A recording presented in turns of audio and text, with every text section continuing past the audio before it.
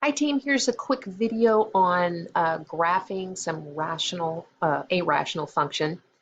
But remember, there are some things that we have to remember about fractions.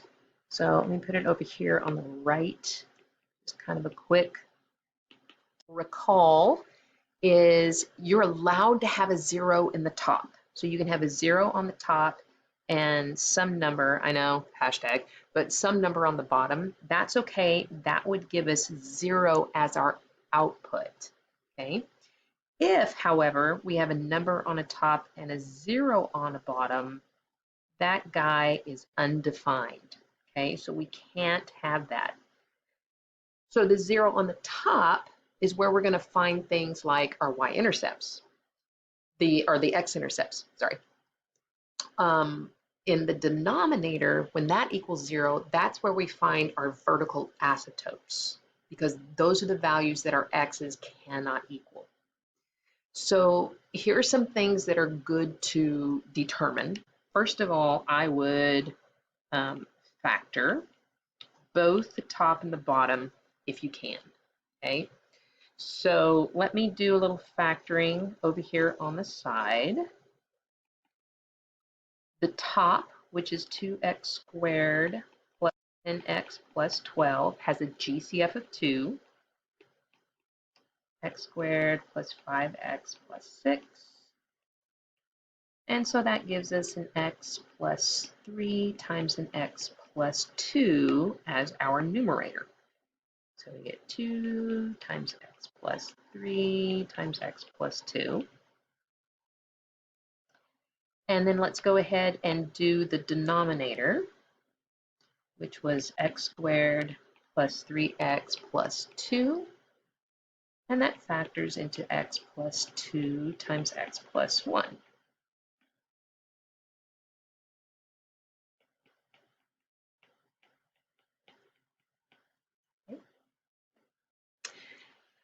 Now, if we're looking at the denominator, nothing that would give us 0 in the bottom can come along for the ride, right? So x cannot be -2, x cannot be -1. But one of the things that you may notice is that these two factors here reduce, okay? So make a note. When factors reduce, we get a whole at that x, which in this case is x equals -2.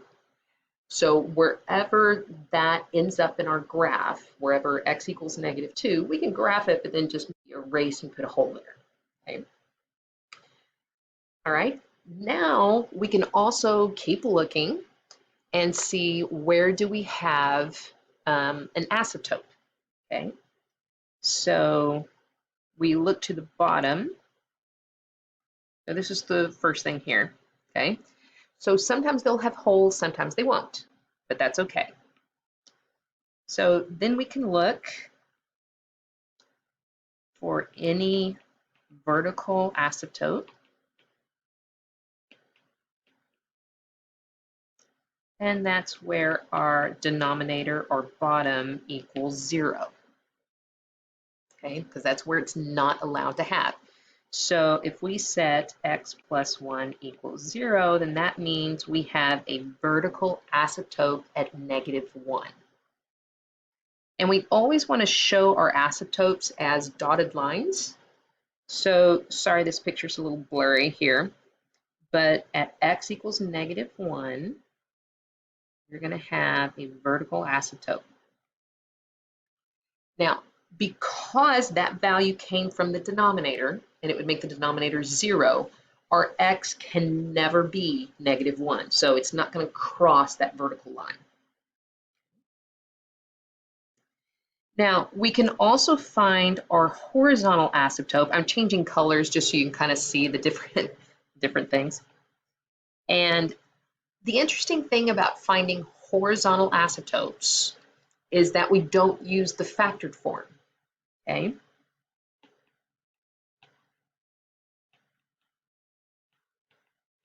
The horizontal asymptote is actually, where is y approaching as x is heading towards either positive or negative infinity, okay? So in other words, as x is getting huge out towards the ends, left and right, as we're going out, where is our graph going? Where is it heading towards?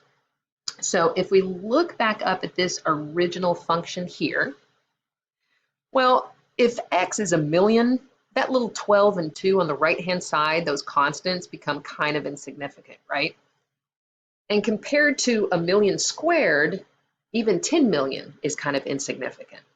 So if we're plugging in 1,000,000,000 of Google, getting, larger and larger, heading towards infinity, these two leading terms really are the most significant terms. Everything else becomes minuscule compared to 2x squared and x squared as we go towards infinity. So whenever we're looking for the horizontal asymptote, the left to right, we look at the leading term on top divided by the leading term on the bottom.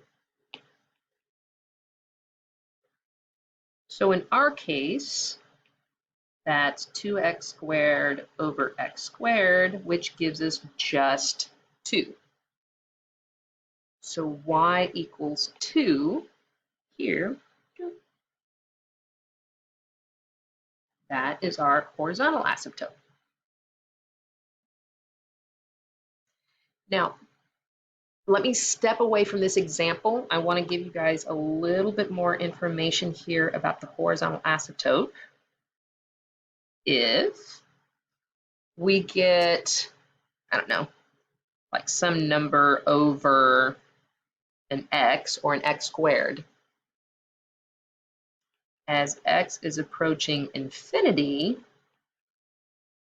this approaches 0.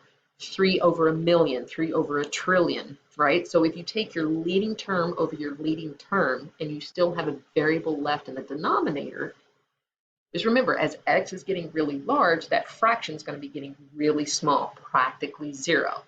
So that's when your horizontal asymptote becomes 0. Now, if you have a leading term on top, just by one variable, let's say, we have 2x over x, right? Or, not over x, sorry. Let's say 2x over 3.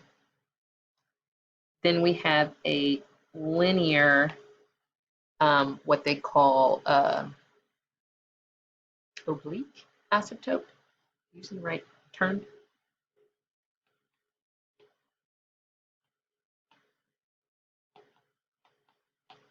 And we must do long division. Okay. So in other words, but it has to be just one exponent higher on top, right? Difference of 1x. Then you would do long division for the entire function, bottom into the top, and just look at the parts that went in evenly, ignore the remainder. And that would be some sort of angled line, oblique asymptote. Okay, so back to our problem. Maybe. There we go. So we have found where a hole exists. We have found where the vertical and horizontal asymptote existed. Now we need to find our x and y. Sorry guys, I can't talk today. Our x and y intercepts. So the easiest one to find is the y-intercept, because remember when you're finding intercepts, what color do I want to use here? We'll go back to green. When we find the y-intercept, that means our x is 0, always, okay? So when we plug into our function, 0 for the x, 10 times 0 plus 12, in the bottom we get 0 squared plus 3 times 0 plus 2. notice we are just left with those constants at the end, right? Everything else becomes 0. So this means that our y-intercept is 6. So we know 0, 6 is on our graph. We made that a little bit bigger. That means we have a y-intercept there. Here's a little tip from your Aunt Lainey. Remember, this is a function. It's using function notation. So if I have a graph here in quadrant 1, it's pretty much going to be between or within those dotted red lines. It might go through it a little bit and then come back up to 2. That's okay. But if my graph is there, I'm not going to have another graph down here in quadrant 4, right? Because if they're on top of each other, it doesn't pass the vertical line test. So it can't be in segments on top of each other. So all I know is that it's going to come near this asymptote, up this way. And, you know, we can plug in a number 4 here in a minute to see how close it gets to this one. But generally speaking, it just kind of curves in close to the other asymptote. Like I said, it can go down below it and then back close to it. So we can plug in 4 to see how close we are. But now let's figure out our x-intercept. Because of this information, we're pretty sure any x-intercepts are going to be to the left of that -1, to the left of that vertical asymptote. But to find our x-intercept, let's do this in blue.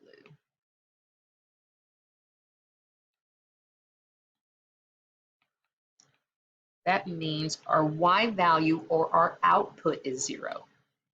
In order for a fraction, remember, to equal 0,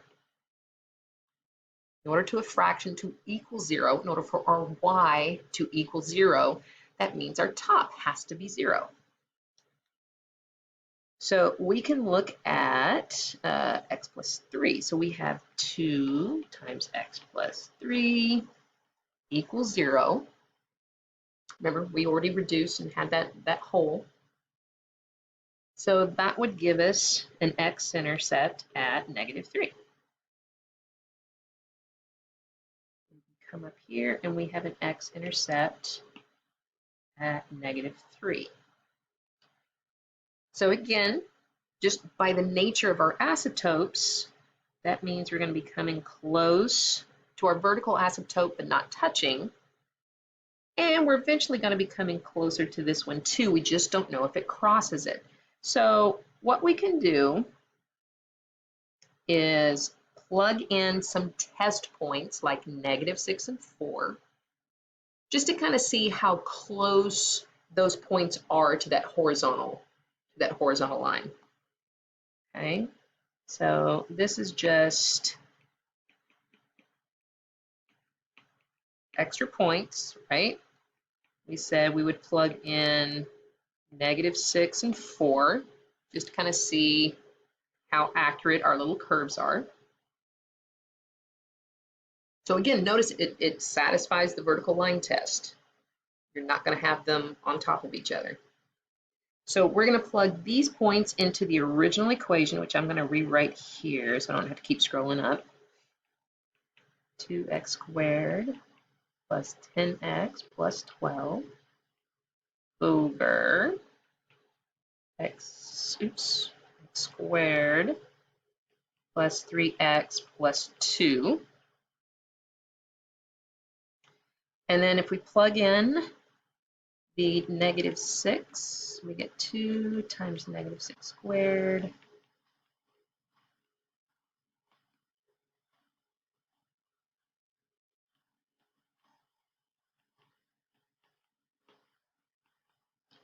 plus 2. I'm going to use my handy dandy calculator.